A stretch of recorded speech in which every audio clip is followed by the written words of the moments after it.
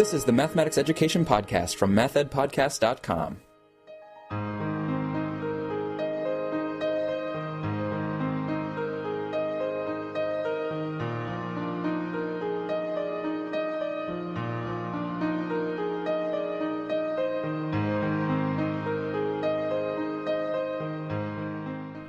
Welcome to a new season of the Math Ed Podcast, and thank you for your support throughout 2015.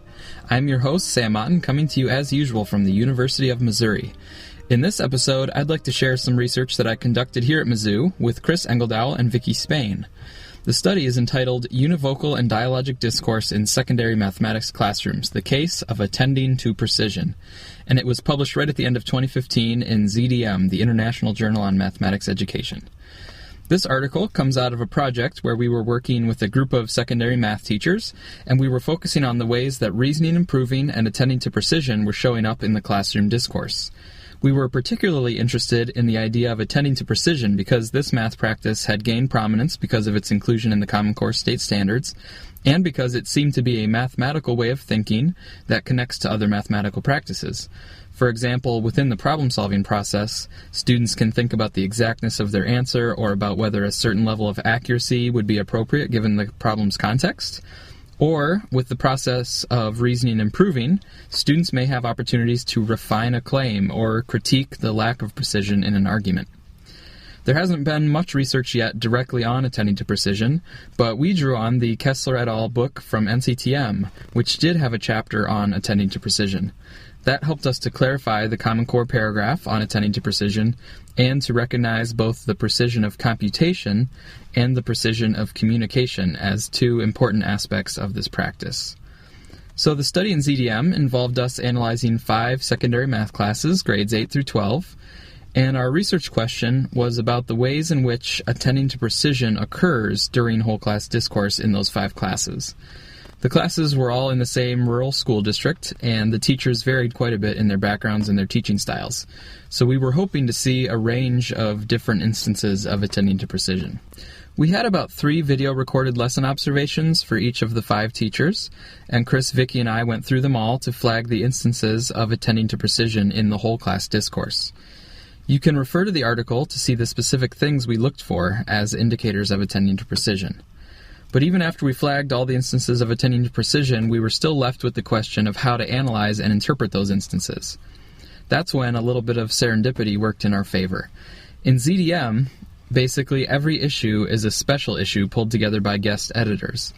The articles still go through full peer review, and the manuscript decisions are made by the overall journal editor, not the special issue editors, but it's still a bit different than most journals because they don't really operate on general unsolicited submissions.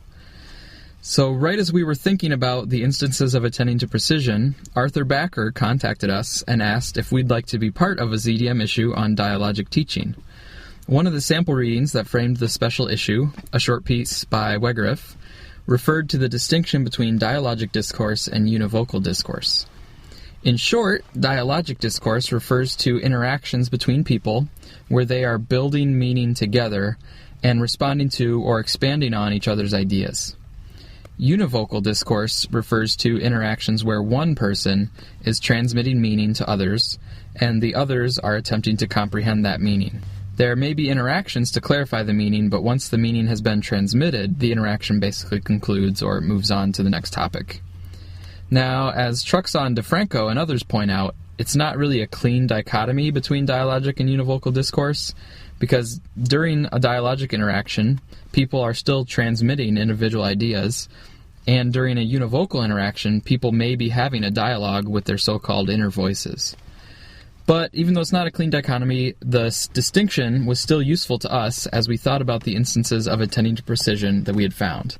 Even outside our data, it's kind of interesting to think about attending to precision from the perspective of univocal and dialogic discourse. If attending to precision involves students adopting the norms of mathematics with respect to how precise or how exact they're supposed to be, or how precise they're supposed to calculate or communicate things, then that might involve a teacher univocally telling students about the appropriate levels of precision.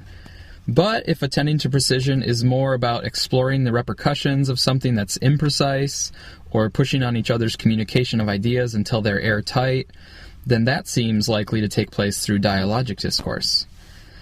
This led us to look at our instances of attending to precision and to think about whether they were primarily univocal or primarily dialogic in nature. In science education, London found that precision was usually of a normative and so univocal type. But in math, we really pride ourselves in thinking carefully about what we're saying and what we mean, and this type of attending to precision can help build new math knowledge. So we were really curious to see how the univocal and dialogic thing was going to play out. What we found in the 5 classes we studied is that the univocal type of attending to precision was much, much more common than the dialogic type. Of the 140 instances we found of attending to precision, 94% of them were univocal. And 3 of the 5 teachers had 100% univocal instances. We broke the univocal instances into 3 categories: directives, transmission of a teacher's meaning, and transmission of a student's meaning. The directives were pretty common, and they were relatively short in duration. They mostly involved the teacher pointing out to the students how they should be attending to precision in a particular situation. For example, telling students that when they sketch a graph, they should make sure that at least the intercepts are pretty accurate, or telling them to be careful with their labels. I should also say that in our analysis overall, it wasn't enough for someone in the class to simply be precise. We only coded it if someone was actually giving explicit attention to the precision. The next category was transmission of a teacher's meaning. These were also pretty common, and essentially what was happening was the teacher was transmitting a mathematical idea to the class, such as the meaning of a technical term or the process for solving a problem, and attending to precision came into play through interactions to check or to verify that the transmission was successful from teacher to students. Things like, is that really what you mean? Or, be careful to do it this way. The third category of univocal attending to precision was transmission of a student's meaning. We originally thought that this was going to be quite a bit different than transmitting the teacher's meaning because it was sort of a student taking center stage in the discourse. A lot of the emphasis in work around classroom discourse, both for researchers and for teachers, is to try to get the students talking about mathematics and sharing their ideas. But what the lens of univocal and dialogic discourse allowed us to see was that even when they were attending to the precision and focusing on the clarity of a student's ideas, the real nuts and bolts of what was happening in the discourse was some people were transmitting meaning and the rest of the class was trying to receive it. This, I think, is one of the big ideas that we came away with from this article. And again, the article is titled Univocal and Dialogic Discourse in Secondary Mathematics Classrooms, The Case of Attending to Precision, published in ZDM. Attending to precision did happen around the formulation and communication of students' ideas, but the modus operandi still seemed to be a transmission of meaning. And we're not saying that this kind of univocal attending to precision is bad, it's just that attending to precision, especially as described in the Kessler book, seems to have another realm of potential as a mathematical practice that spurs sense-making and the collaborative development of meaning. So that brings us to dialogic instances of attending to precision. I mentioned that these dialogic instances were rare in our data, only about 6% of the total instances across the 5 classes. In the article, we include 4 of the instances of dialogic attending to precision. So if you're interested in what those kind of interactions actually look like, I encourage you to read through those sections of the paper. Overall, the dialogic instances mostly came from one teacher's classroom, and he was a teacher who tended to plan lessons around investigations rather than lectures. And all of the dialogic instances were more related to the communication side of attending to precision rather than the computation side.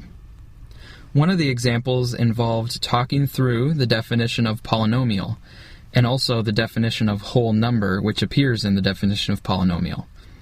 Rather than the teacher transmitting the correct definition of whole number, the class talked about what they thought the definition was, and then they followed through on some of the implications of the imprecise definitions that they were coming up with. At one point, a student suggested that whole numbers could be defined as 0 to infinity positive, but this idea was opened up to other students, and they pointed out that that definition would let in fractions and decimals, which are not whole numbers.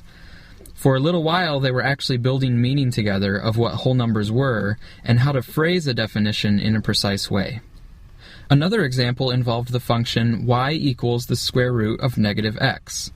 They talked about what the precise domain of this function would be, and rather than the teacher transmitting information about the correct domain, they talked through what it would mean to put different x values into the function. They moved from imprecise language like invert to more precise language like opposite sign. But overall, we found just a handful of these instances of dialogic attending to precision. Further research could definitely be done to look for a richer set of instances or to explore maybe the teaching moves or the curriculum that seems to promote dialogic attending to precision. Or maybe study the implications for students' learning from their engagement in dialogic attending to precision. Although we couldn't make strong claims about dialogic attending to precision, our project team did feel that there was quite a bit of potential there because attending to precision in a collaborative way seemed to be a mechanism for developing rich meanings.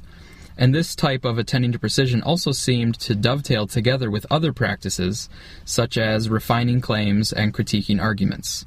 We actually wrote a little bit about those ideas in the Practitioner Journal Mathematics in Michigan, and those articles are available on ResearchGate if you're interested.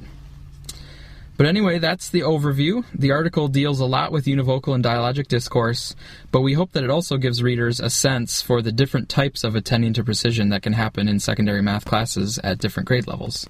We had a lot of fun thinking about attending to precision as a mathematical practice, and it would be interesting to think more about students and teachers' perceptions of this practice. Do they see attending to precision as very technical and normative, or do they see attending to precision as a way of thinking that actually aids the development of robust and shared meanings? So now, to wrap this up, I'll share some things a bit more on the personal side. I've already mentioned that my alternative career would be music composer, and I think I mentioned last time that I'm extremely excited for Batman v Superman: Dawn of Justice coming out in March. Another thing about me is that I love lists.